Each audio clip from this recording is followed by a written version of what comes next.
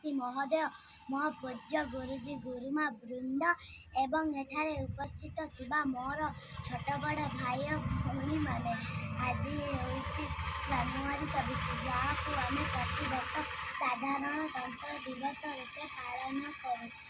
आज यही दिनटी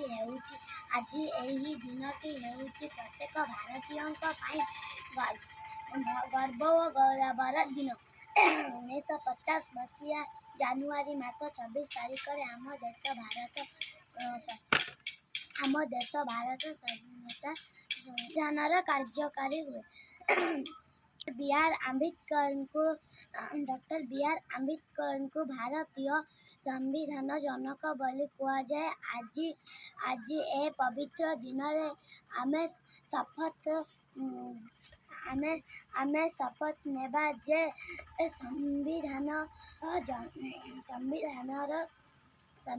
सम्मान रक्षा करबा आमे देशर नाम रखिबा एतिकी कही मु वक्तव्य शेष करुछि। जय हिंद।